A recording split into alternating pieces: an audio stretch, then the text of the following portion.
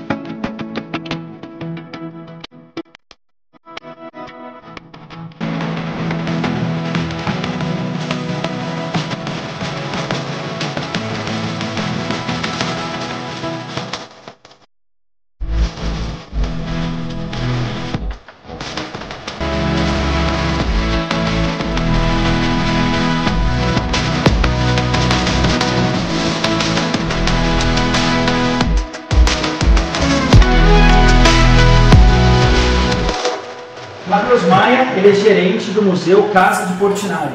Ô Matheus, como é que surgiu a ideia de fazer esse museu aqui na cidade?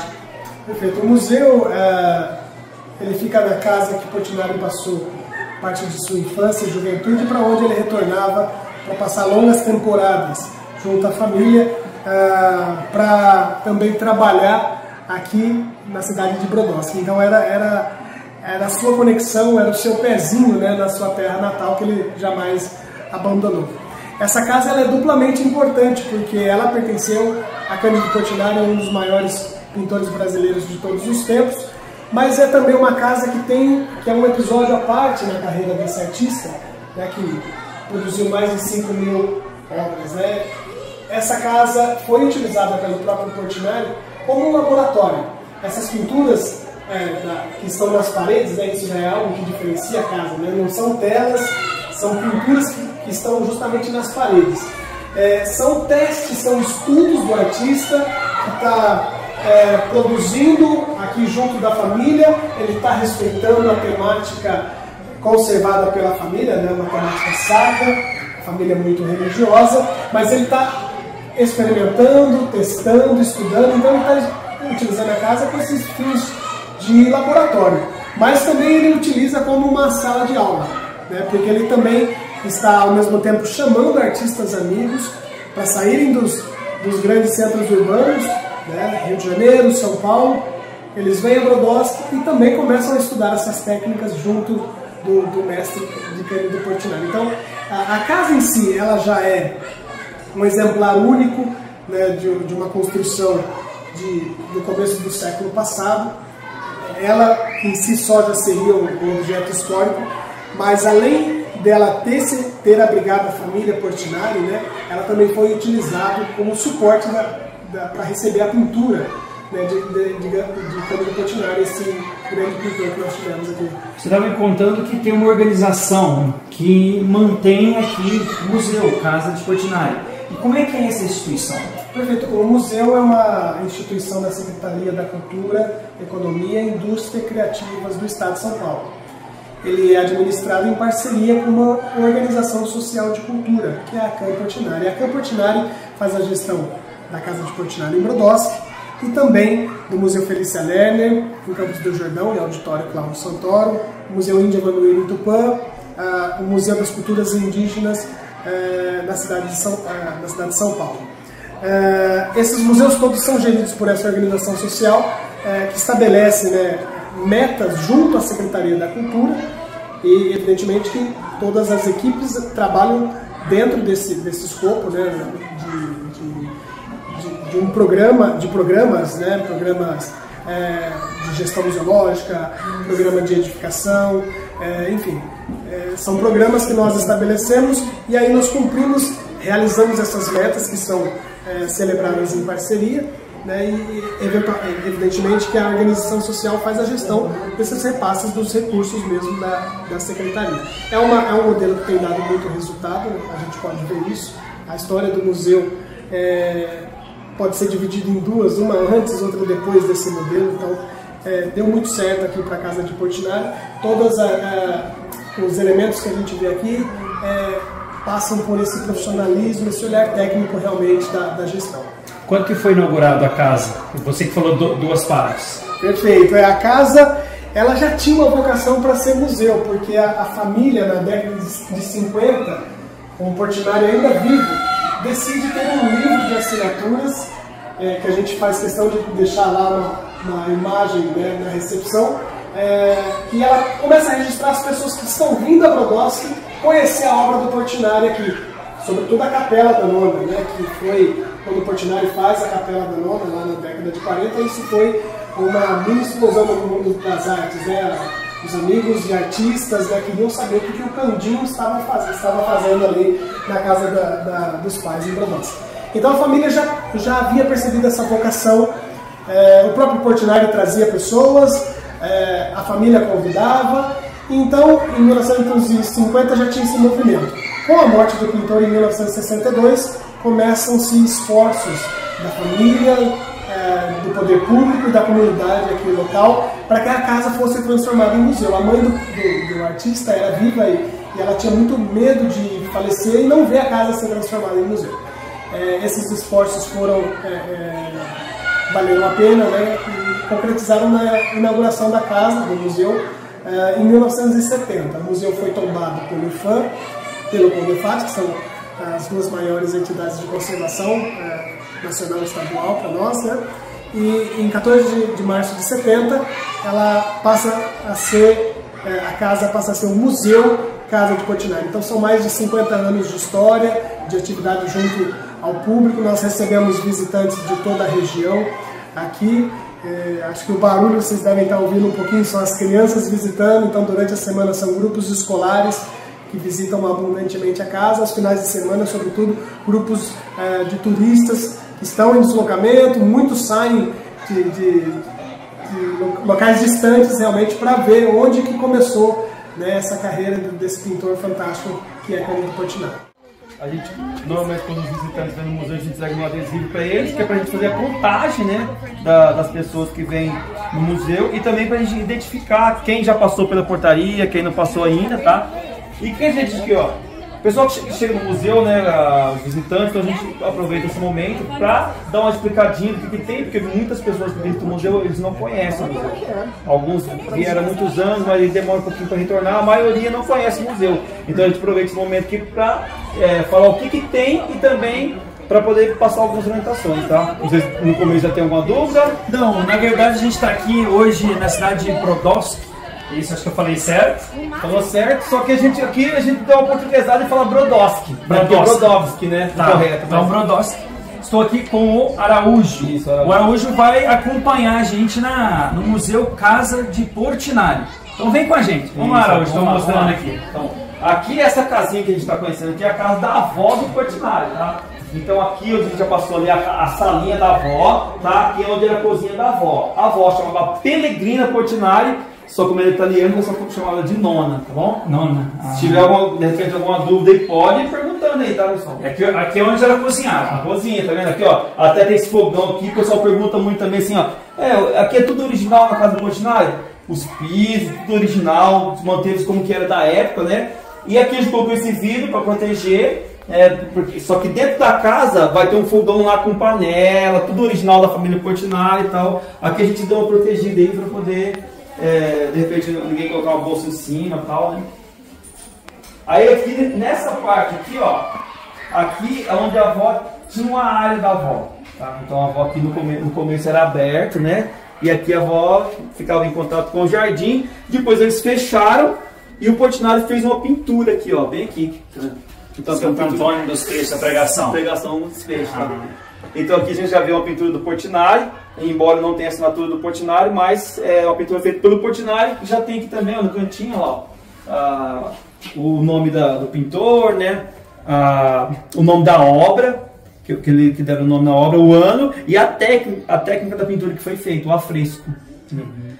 Depois eu vou explicar para vocês o que é o afresco, tá? Tá bom. Às vezes você dúvida aqui. E aqui nesse cantinho, aqui tem uma cabeça de uma mulher que foi feito não pelo Portinari. No cantinho dá até pra gente ver aqui, ó, tá vendo? Deixa eu colocar a mão por baixo, olha lá. Ó, J. Moraes, 1942. O J. Moraes era um amigo do Portinari, e o Portinari convidava os amigos para pintar na casa também. Todas são originais? Todos são originais, né?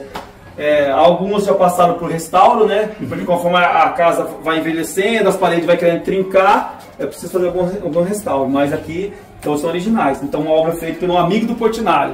Alguma pergunta? O que eu achei interessante, Araújo, que a gente está filmando aqui, ó, ele tem em português, no caso, cuidado para não bater a cabeça, sim. Tem em inglês e também em espanhol. Então, ou seja, vem gente de outros países também para conhecer aqui o museu. Sim, Porque como o Portinari é um pintor conhecido, né, até mundialmente, então algumas pessoas que conhecem o Portinari, né, então eles vêm para o Brasil e eles querem conhecer a casa do Portinari, né.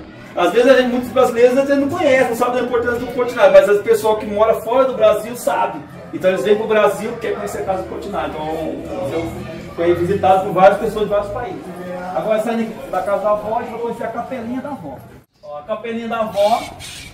Capela da Nona. Capela da Nona. Porque a avó do Portinari, né, e os pais do Portinari são italianos, né? Então por isso que é a Capela da Nona.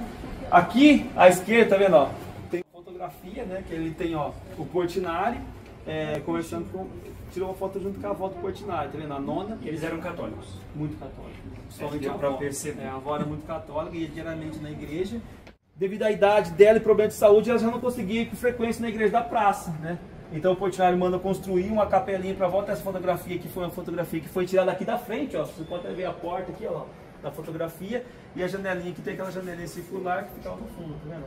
Então ele manda construir a capelinha para a avó e aí ele pinta nas paredes os santos que a avó mais gostava. E no rosto, os familiares e amigos posaram com o Portinari, então ele foi executando no rosto, são familiares e amigos.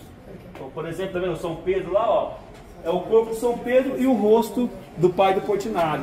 Do lado da Santa Luzia, ó, que segura os olhos na mão, tá vendo? A pessoa que posou para ele foi a irmã dele, a irmã Ida. Então, um familiar ou um parente, né? Um amigo do Portinari. Esse aqui, ó, Santo Antônio, por exemplo, aqui é o quem posou para o Portinari, foi o filhinho dele, que tinha por volta de 1 ano a 2 anos de idade na época.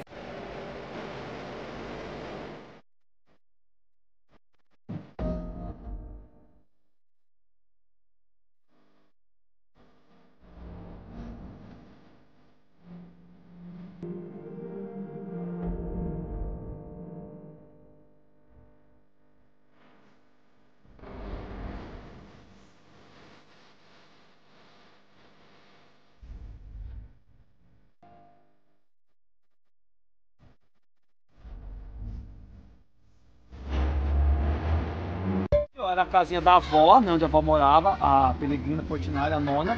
E lá do ladinho a casa do tio, e entre as duas casinhas a capelinha da Nona. Então a família deles moravam tudo concentrado no mesmo local, Araújo? Tudo concentrado, como se fosse uma colônia de italianos. Tá. E essa casa aqui é a casa onde morou o Portinari. Agora a gente vai conhecer a casa, tá? E aí eu vou explicar um pouquinho pra vocês, né, da pintura, de como essa casa foi crescendo ao longo do tempo. Então vamos conhecer a casa. Então essa parte aqui, ó, não é a parte mais antiga da casa. A casa tem uma parte que foi mais antiga, né? Que é onde a casa começou. E essa aqui foi a primeira ampliação que a casa passou. Então quando teve a primeira reforma na casa, fizeram essa parte aqui, que no começo era uma sala, né, com 2 quartos. E aqui o Portinari que ele fez aqui, ele fez uma pintura na parede, com a mesma técnica que foi usada na capelinha da Nona. Eu não falei para vocês lá, mas na capelinha da Nona o Portinari usou gema de ovo, pigmento, né, a cor e água. E aí ele fez uma técnica chamada têmpera. Então ele pintou lá a capelinha da Nona e pintou essas pinturas aqui também. Tá? Tudo era ele que preparava a questão das maneiras de pintar. Sim. E eu noto, Araújo, que tudo tem a ver com religião, né? É São Jorge? São Jorge e o Dragão. E o Dragão. Tudo tem a ver com a questão da religião do Portinari, né? Sim. que também você vê como a família era muito religiosa, né? Principalmente a avó, então que a capelinha foi um presente para a avó, que ele fez para a avó na igreja aqui, os relatos que passaram para a gente, é que o Portinari conta aqui, né, uma história que a avó contava, né, de São Jorge, o dragão, na lua, né, lutando, né, o São Jorge lutando contra o dragão, e o Portinari representa aqui. E uma coisa interessante que a gente fala para os visitantes, é que aqui nessa parte que o Portinari representa a terra de Brodowski, a terra roxa. O pessoal fala que os italianos chegaram aqui e falavam terra roxa, terra vermelha, né? E o Portinari representa aqui, nessa parte aqui. E no dragão do Portinari ele usa alguns animais que ele via lá na fazenda. Então o Portinari morou um período na fazenda de café, e lá ele viu também, ele fez o pezinho da galinha ali, ó. Fez a língua, o corpo de uma cobra, um dragão, no nariz ele colocou o nariz de um boi, né? Então ele foi representando os animais do dragão do Portinari. Nessa sala aqui também a gente trabalha três linguagens do Portinari: a pintura, o desenho e o poema, poesia.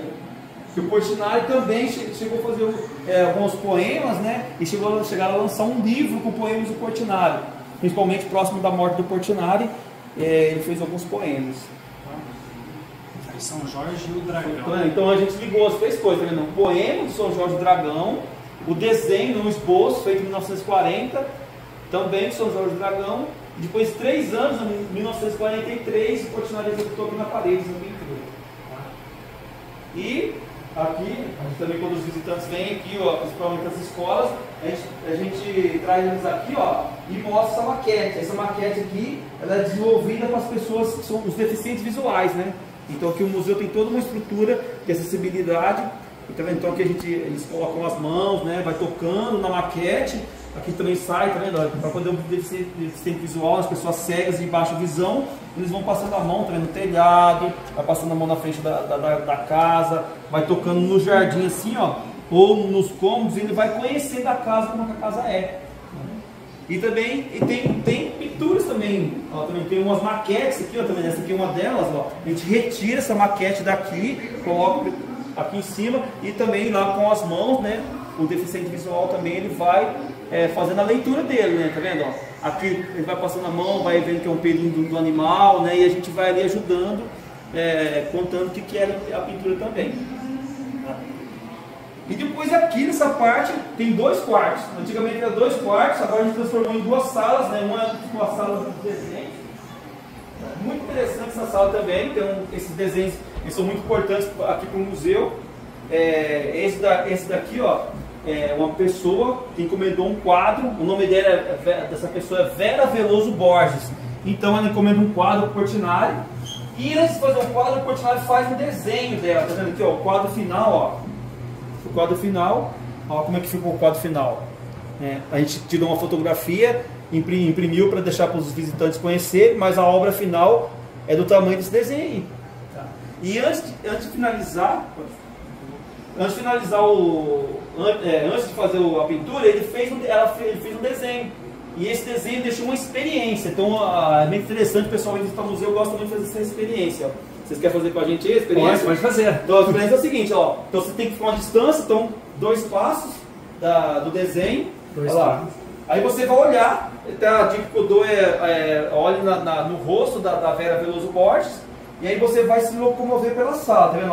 Ó, você vai em 3 direções, tem a seta ali embaixo, você vai se locomovendo pela sala, olhando para a Vera Veloso, tá vendo? Aí você não para de olhar para ela. Aí a gente fala assim, ó, então aí você tenta ver o que o Portinari quis transmitir. Aí se a pessoa não percebe, chama a gente e pergunta. Aí depois vocês voltam ali no meio, aí volta lá no cantinho perto da porta. Daí o que vocês vão perceber? O que vocês vão... Vai mudando o rosto dela e a própria postura do corpo. Não sei se é mais ou menos isso. Mais ou menos isso mesmo. Mas aqui, ó, também, ó. O olho também muda. O olhar dela, principalmente, o rosto muda um pouco também, mas principalmente o olhar. Conforme você vai se locomovendo assim, ó, parece que ela vai acompanhando o visitante com o olhar. Mas muda também o rosto, o corpo, parece que vai mudando assim, né? Conforme você se locomovendo, ela vai mudando. Fazendo uma brincadeira como se fosse um 3D da época. 3D da época. É o 3D do Portinari. É o 3D do Portinari. O pessoal fala também que a Mona Lisa também tem esse efeito. Tem esse efeito. Esse efeito também. O pessoal fala, eu nunca fui visitar, né? Mas o pessoal, quem já foi, fala que tem. E aqueles cantinhos, tem mais um desenho do Portinari, que é um desenho importante para o museu também, porque mostra de onde surgiu o nome. Então o nome Brodowski, né? Que a gente fala Brodowski, mas o correto é Brodowski, era um polonês que ele era o inspetor da ferrovia. Pode ver que o Portinari até desenha ali, tá vendo? Ó, um trilho do trem com um trenzinho. Então o Brodowski era o inspetor, e quando foi fazer aquela casinha ali, a estação de trem que surgiu, a primeira coisa que surgiu em Brodowski, né? Porque produzia muito café, ó, tem o cafezal lá atrás, ó, produzia muito café e o pessoal queria exportar, os fazendeiros queriam exportar, né? Mandar esse café para fora de Brodowski, né? E aí eles precisavam fazer uma estação, então foi feita essa estação de trem, e provavelmente ali o Brodowski, né, que organizou, que pegou esse terreno, essa doação do terreno e construiu, né, a estação de trem. E ela recebe o nome de Brodowski. É difícil de enxergar, mas se olhar bem, consegue ver o nome escrito ali na casinha. Ele apagou, né, o Portinari ele escreveu bagagens e escreveu Brodowski. E aí a cidade começou a crescer em volta da estação de trem. Tá? E depois a cidade passou a se chamar também o nome de Brodowski, que depois com o tempo foi abrasileirada, portuguesada, né, para Brodowski. E aqui também é interessante que o coreto ele existe até hoje também, e era comum nos finais de semana e dias de festa a banda tocar no museu no coreto. Então tinha as bandas ali, tocava, né, tinha até mais de uma banda, e o pessoal ficava dançando em volta ali do coreto. E eles falam, né, que ali foi lugar de muitos encontros e desencontros também, né, que muitos casais se conheceram nesse ritual que tinha ali em volta do coreto, que é onde acontecia o movimento da cidade. Esse aqui é o ano, 1939. 1939 foi quando o Portinari fez esse desenho. Tá? Então, o canto do Portinari, Brodowski Antiga, 1939. E aqui desse lado... esse nunca mais foi reproduzido, esse tipo de pintura da época. Então, esse desenho, inclusive, muitos desenhos do Portinari são estudos para pinturas, né? Esse desenho, inclusive, a gente não tem uma pintura dele. Então, ó, aqui o Portinari também faz um estudo de uma pintura. Essa pintura, a pintura chama a banda também, ó. A banda. Por que é interessante esse estudo? Porque essa pessoa sentada aqui no centro ali é o pai do Portinari. Então, o pai do Portinari era músico. Primeiro ele veio para o Brasil, trabalhava no café. Depois ele aí começou a aprender música e tal, então ele tocava na banda e tocava também no coreto. Aí o Portinari faz um estudo, né, tá vendo lá? E depois o Portinari faz uma pintura também sobre esse assunto, tá vendo? Então alguns aqui também são estudos que o Portinari faz, né? E todos esses quadros, Araújo, tem um significado nessas pinturas, né? Tem um significado, né? Aqui tá vendo? Aqui o Portinari quis representar a banda, né? Aqui é um estudo pro frevo. Então, até uma pintura, uma imagem, ali são só algumas pessoas que ele pintou, mas vários estudos que ele fazia, depois ele usava, né? Às vezes fazia uma cabeça aqui, fazia um corpo ali, depois ele usava várias vezes aquele mesmo desenho como estudo. Tá vendo aqui, ó? Então aqui também ele representa o frevo, ó. Se você olhar bem esse homem tocando aqui o instrumento, parece um pouquinho aquilo ali, tá vendo? Sim. Então tem várias... O Portinari fazia muito isso também, fazia vários estudos, depois ele utilizava esses estudos. Os estudos eram muito importantes para o Portinari. Então é como ele, inclusive, ele não gostava de vender os desenhos, ele tinha um amor muito grande pelos desenhos. Vendia os quadros, mas os desenhos ele não gostava de vender. São Francisco e o anjo Rafael. São Rafael. Então essa sala aqui é a sala que a gente tem. Antigamente era um quarto. O interessante é que algumas pessoas perguntam, por que tem uma pia no quarto? Porque no começo o banheiro ficava fora da casa. Então sabe aqueles banheiros de fazenda, sim. Que não, a gente chama de fossa, né? Sim. Que não tem descarga e tal, né? Então a pia ficava dentro do quarto, fica mais fácil à noite ali, a pessoa de repente se lavar e tal, né? E aí para usar o banheiro ficava mais complicado. Então aqui nessa sala que a gente montou aqui, uma sala que explica como que o Portinari fazia as pinturas nas paredes. Aquela primeira parte que a gente passou lá, né, a capelinha, essa pintura aqui, é feita em têmpera. Só que na sala que a gente vai conhecer daqui a pouco, é feita em afresco. Então aqui explica, então o visitante senta aqui no banquinho e ele vai assistir aí, vai entender como que é o Portinari fazer as pinturas. essas pinturas dele a todo momento, e aí no caso vocês como educadores explicam quando vem o turista, mais ou menos isso. Aqui no caso não, porque tem um vídeo, né, que ele vai se explicando, a pessoa senta e vai assistindo, né? E também tem, né, atrás dos painéis, ó. Eu tenho também escrito, além de ter o vídeo, tem escrito. Ainda a pessoa tem escrito, a pessoa ainda pode tocar aqui, é um lugar que é feito também para as pessoas deficientes visuais, então aqui a pessoa pode inclusive colocar a mão. Então ela vai contando as etapas, tá vendo? Ó, a gente tem a descrição, primeiro passa uma camada de argamassa, depois que está seco passa mais uma camada, né? E por último a terceira camada que passa a argamassa e pinta em seguida. Porque a argamassa tem que estar fresca, tem que estar molhada, por que chamar fresco? Pinta enquanto está fresco, enquanto está úmido. Aí a tinta ela vai entrando na argamassa, né? A argamassa vai secando e vai puxando a tinta. E a tinta ela dura por muito tempo, porque ela fica impregnada ali na argamassa. Tá?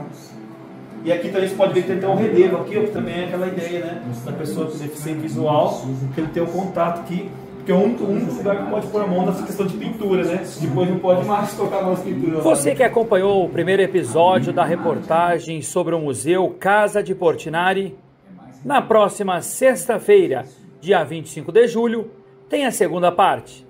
Coloque na agenda.